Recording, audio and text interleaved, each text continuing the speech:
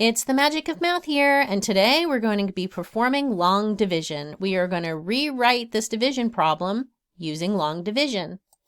We're asked to consider this expression, negative 25 hundredths divided by 50 hundredths. We're asked which of the following is equivalent to the expression, and you're given 4 answer choices. Here's where you pause, do your best work, and then come back to see mine. Good luck. Welcome back. So we're going to set this up as long division.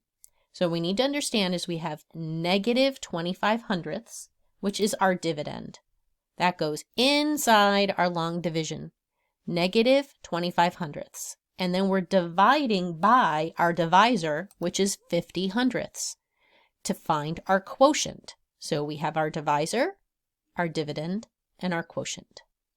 So when I'm dividing and I have 2 different signed values, a positive and a negative, I know that my quotient is going to be negative.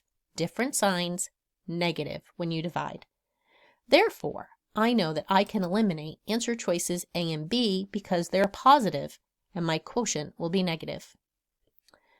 Now when I divide, my divisor has to be greater than 1 or greater than or equal to 1. So I'm going to move my decimal point 2 digits to the right, which is equivalent to multiplying by 100.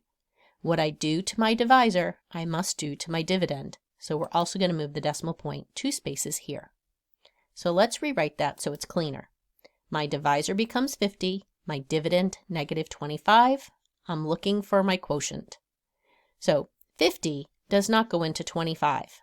So I'm going to bring up my 0 because 50 goes into 25 0 times, and we're going to add our decimal point and bring in another 0.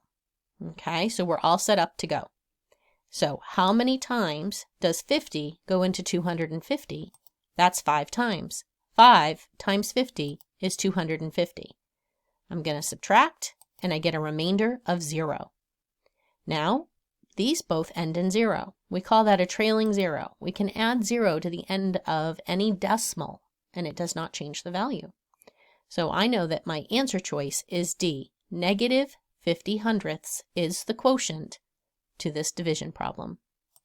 And that is how we set up and perform long division, determining our dividend and our divisor. I thank you for joining me today at The Magic of Math, where we continue to master math one video at a time. I hope you have a great day and you come back soon.